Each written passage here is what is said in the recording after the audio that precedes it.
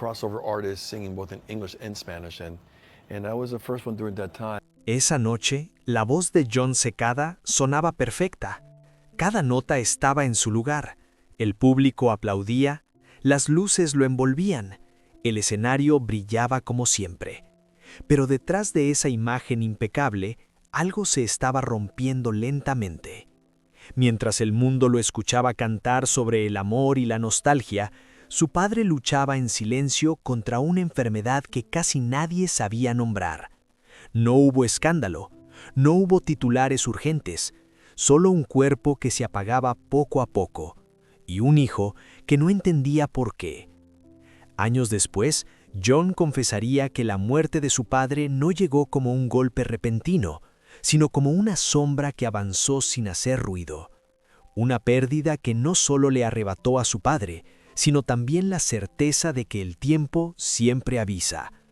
Porque a veces las tragedias más profundas no gritan, simplemente ocurren. Jon Secada no nació rodeado de luces ni de aplausos.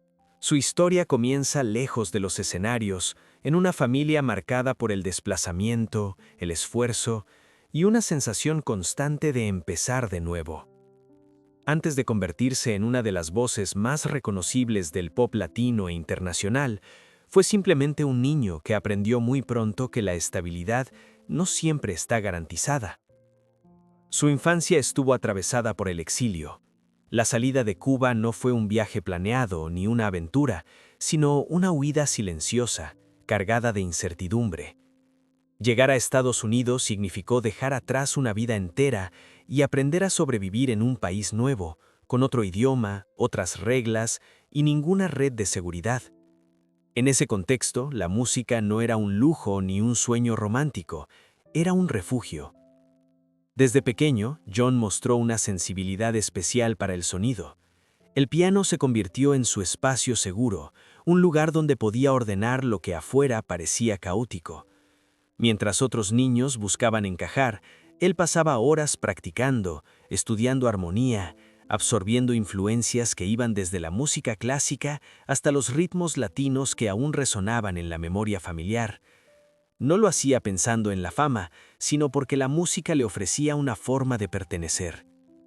Con el paso de los años, su talento empezó a abrir puertas. Estudió formalmente música, trabajó como compositor, hizo coros, escribió para otros artistas antes de atreverse a ocupar el centro del escenario. Su ascenso no fue inmediato ni explosivo, fue el resultado de disciplina, paciencia y una ética de trabajo heredada del hogar. Cada logro parecía una pequeña victoria contra un pasado inestable. Cuando el éxito llegó, lo hizo con fuerza. Canciones que cruzaron fronteras, premios, reconocimiento internacional, una carrera bilingüe que lo convirtió en un puente entre mundos. Para el público, Jon Secada era la imagen del triunfo, elegante, sólido, siempre profesional. Pero detrás de esa figura había una vida privada cuidadosamente protegida. A diferencia de muchos artistas, Jon nunca convirtió a su familia en parte del espectáculo. Rara vez habló de su infancia en profundidad, y mucho menos de sus padres, no por falta de amor, sino por respeto. Su historia personal no estaba pensada para ser consumida, sino preservada. Ese silencio, sin embargo, también escondía heridas. Con el tiempo, la fama trajo nuevas responsabilidades, giras constantes, agendas imposibles. Jon vivía entre aviones, hoteles y estudios de grabación, mientras su vida familiar quedaba en un segundo plano, sostenida por llamadas breves y visitas apresuradas. Era el precio del éxito, un precio que parecía razonable, hasta que dejó de serlo. Porque mientras su carrera alcanzaba estabilidad y reconocimiento, algo frágil se estaba gestando en el núcleo de su historia personal, una realidad que no ocupaba titulares, que no interfería con conciertos ni premios, pero que avanzaba lentamente hacia un punto de no retorno.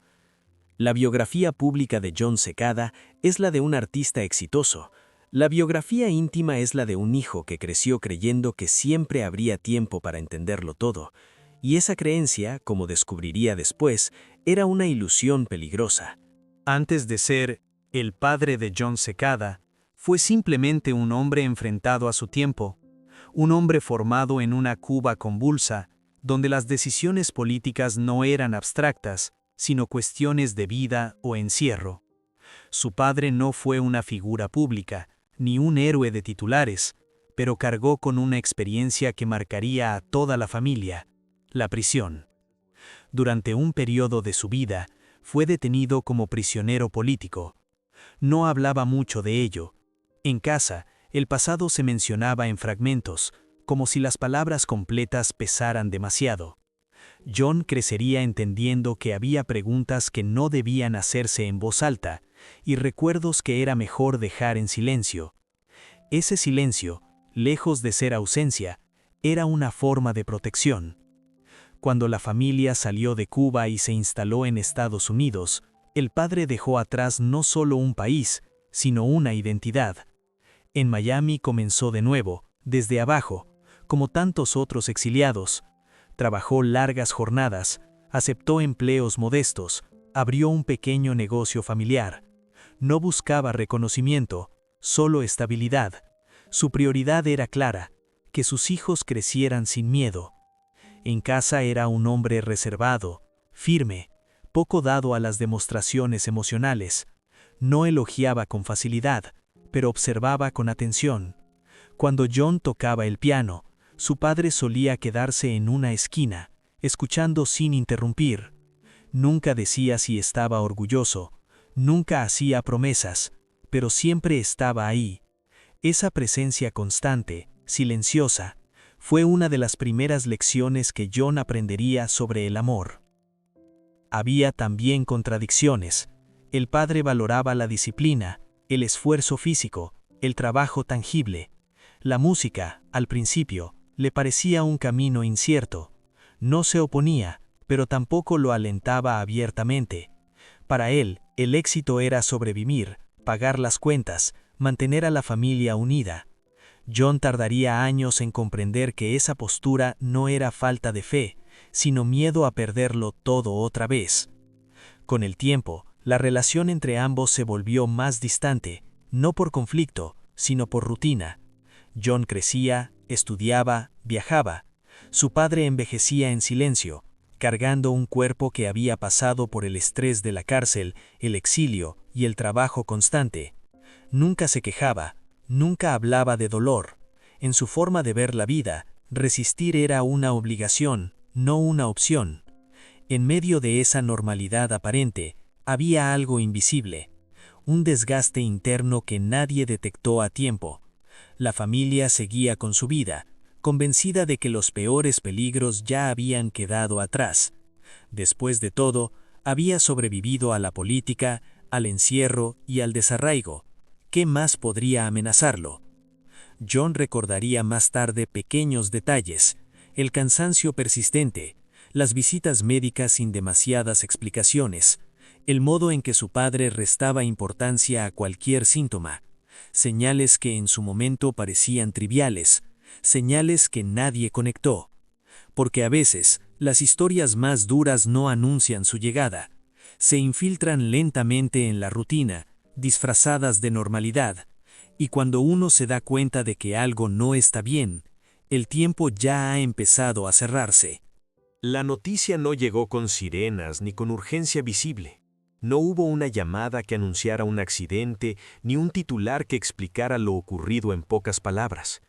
La muerte del padre de Jan Secada fue el resultado de algo mucho más inquietante: una enfermedad que avanzó en silencio, sin levantar sospechas, sin imponer miedo inmediato. Durante años, su padre convivió con el virus de la hepatitis C. En aquel momento no se hablaba de ella como hoy. No era una enfermedad mediática, no generaba alarma social. Muchos la asociaban con algo lejano, controlable, casi abstracto. En la práctica, era un enemigo paciente, capaz de destruir el hígado poco a poco, sin dolor evidente, sin síntomas claros en sus primeras etapas. En casa, la palabra hepatitis apenas aparecía. Había consultas médicas, análisis, recomendaciones vagas, nada que indicara una urgencia real. El padre seguía trabajando, seguía con su rutina, seguía siendo el mismo hombre fuerte que había sobrevivido a la prisión y al exilio. Para la familia, eso era una señal de tranquilidad. Si él resistía, no había motivo para alarmarse. Pero la enfermedad no respetaba esa lógica. Mientras la vida cotidiana continuaba, el hígado se deterioraba lentamente. La hepatitis C avanzó hacia una cirrosis silenciosa, una condición que no se manifiesta de golpe, sino que erosiona el cuerpo desde dentro. Cuando los primeros signos más serios aparecieron, el margen de acción ya era limitado. John se encontraba inmerso en su carrera, viajes, conciertos, compromisos que no admitían pausas largas. Las conversaciones con su padre eran breves, cordiales, siempre tranquilizadoras. «Todo está bien», decía él, y John quería creerlo. Confiaba en la fortaleza de un hombre que nunca había pedido ayuda. El momento del quiebre no fue instantáneo, fue una sucesión de malas noticias médicas, de hospitalizaciones cada vez más frecuentes, de términos técnicos que empezaron a sonar definitivos: insuficiencia hepática, complicaciones, riesgos acumulados. De pronto, la enfermedad dejó de ser un concepto distante y se convirtió en una cuenta regresiva. John llegaría a decir más tarde que lo que más le dolió no fue solo la pérdida, sino la sensación de ignorancia, no haber entendido antes la gravedad de la hepatitis C, no haber sabido que existían tratamientos, opciones, caminos que quizá habrían cambiado el desenlace si se hubieran tomado a tiempo. Esa idea lo perseguiría durante años. La muerte de su padre no fue un evento aislado, sino la consecuencia de una cadena de silencios. Silencio médico, silencio familiar, silencio cultural alrededor de una enfermedad estigmatizada y poco explicada. Cuando el cuerpo finalmente no resistió más, la familia se enfrentó a una verdad devastadora. Habían perdido a alguien sin haber comprendido del todo contra qué luchaba. Para John, ese momento redefinió el concepto de pérdida. No solo se fue su padre, se fue también la certeza de que el amor y la cercanía bastan para proteger a quienes queremos. Descubrió que hay amenazas que no se ven, que no hacen ruido y que pueden ser tan letales como cualquier tragedia visible.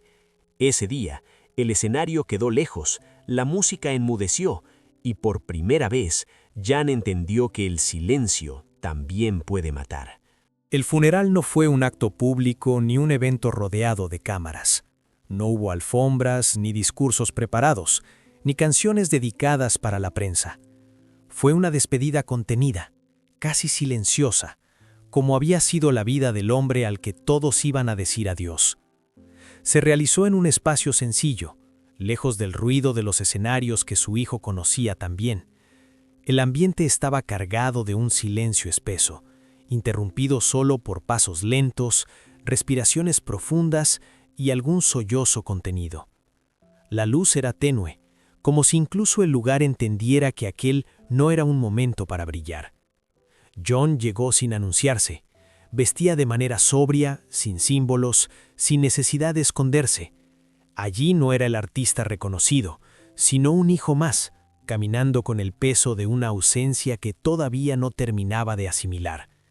Se sentó cerca del féretro, sin buscar compañía, con la mirada fija en un punto indefinido. Alrededor, familiares y amigos cercanos compartían recuerdos en voz baja. No se hablaba de éxitos ni de viajes, se hablaba del hombre que trabajaba sin descanso, del padre que escuchaba más de lo que hablaba, del exiliado que nunca permitió que el resentimiento definiera su carácter. Cada frase parecía reconstruirlo por última vez. El ataúd permanecía cerrado. Sobre él, flores simples, sin ostentación. No hacía falta más. La verdadera despedida ocurría dentro de cada uno. John se levantó lentamente y se acercó. No dijo palabras en voz alta, no hizo gestos teatrales, solo apoyó una mano durante unos segundos, como si intentara memorizar esa sensación final. En ese instante, todo el ruido del mundo quedó afuera. No había giras pendientes, ni contratos, ni canciones por escribir, solo la conciencia brutal de que ciertas conversaciones nunca se tendrían, que algunas preguntas quedarían sin respuesta, que el tiempo, una vez más, había decidido por todos. El momento más duro no fue cuando cerraron el féretro, sino cuando comenzó a sonar el silencio posterior. ese vacío que se instala cuando ya no hay nada más que hacer, cuando uno entiende que la despedida no es un acto, sino un proceso que recién empieza. Al salir, John no miró atrás, no porque no le importara, sino porque sabía que a partir de ese día su padre ya no estaría en un lugar físico, estaría en otro sitio más complejo, en la memoria, en la culpa, en cada nota que cantaría sin saberlo. Ese funeral no marcó el final de una vida, marcó el inicio de una herida que acompañaría a John durante mucho tiempo. Después del funeral, no hubo un regreso inmediato a la normalidad. La vida continuó, pero de una forma distinta, más pesada, más lenta. Para John, el duelo no se manifestó con escándalos ni desapariciones públicas, sino con un silencio interior persistente que lo acompañaba incluso en los momentos de mayor éxito profesional. Durante un tiempo siguió trabajando casi por inercia. Los conciertos se cumplían, las entrevistas se concedían, las sonrisas aparecían cuando era necesario. Pero algo había cambiado de manera irreversible. La música, que siempre había sido refugio, ahora también era confrontación. Cada letra hablaba, sin proponérselo, de lo que ya no estaba. La pérdida de su padre dejó una marca profunda, especialmente por la forma en que ocurrió. No fue solo el dolor de la muerte, sino la conciencia tardía de no haber entendido la enfermedad a tiempo. Esa sensación de haber llegado tarde se transformó en una carga emocional difícil de procesar. John comenzó a preguntarse cuántas otras familias vivían la misma situación sin saberlo. Con el paso de los años, esa pregunta se convirtió en impulso. En lugar de replegarse por completo, decidió hablar, no desde el dramatismo, sino desde la experiencia. Empezó a compartir públicamente la historia de su padre y el papel silencioso de la hepatitis C, no como una confesión íntima, sino como una advertencia. Su voz, conocida por millones a través de la música, pasó a ser también una herramienta de concientización. Participó en campañas informativas, colaboró con organizaciones de salud y utilizó entrevistas para insistir en la importancia del diagnóstico temprano. Para él era una forma de darle sentido a una pérdida que de otro modo habría sido solo dolor. Este nuevo rol no borró la herida, pero la transformó. La culpa comenzó a mezclarse con responsabilidad, la tristeza con propósito. John entendió que no podía cambiar el pasado, pero sí influir en el futuro de otros. Cada historia compartida, cada mensaje difundido, era una conversación pendiente con su padre. En lo personal, el impacto fue más silencioso aún. Aprendió a detenerse, a escuchar más, a no dar por sentada la salud ni el tiempo. La ausencia se convirtió en una presencia constante, una referencia invisible que acompañaba sus decisiones. El duelo no terminó, simplemente cambió de forma, y en ese proceso, John dejó de ser solo un artista que había perdido a su padre, se convirtió en alguien que decidió no guardar silencio ante una tragedia que pudo haberse evitado. La historia de esta familia no habla solo de la muerte de un padre. Habla de todo aquello que no vemos mientras seguimos adelante convencidos de que aún hay tiempo, de enfermedades que avanzan en silencio, de padres que callan por no preocupar, de hijos que aman pero que no siempre saben cómo proteger. Para John, cada canción posterior a esa pérdida lleva una sombra discreta, no como una herida abierta, sino como una presencia constante que le recuerda que el éxito no detiene el tiempo y que el silencio puede ser tan peligroso como el ruido. Su padre sobrevivió a la cárcel, al exilio y a una vida dura, pero no a una amenaza invisible que nadie supo enfrentar a tiempo. Quizás por eso esta historia resuena más allá de la fama, porque en algún punto todos hemos creído que mañana será suficiente, y no siempre lo es. Ahora la pregunta queda abierta. ¿Cuántas historias similares siguen ocurriendo lejos de los escenarios y las cámaras? Si esta historia te hizo reflexionar, comparte tu opinión en los comentarios. Y no olvides suscribirte al canal para seguir explorando las verdades humanas que se esconden detrás de los nombres famosos.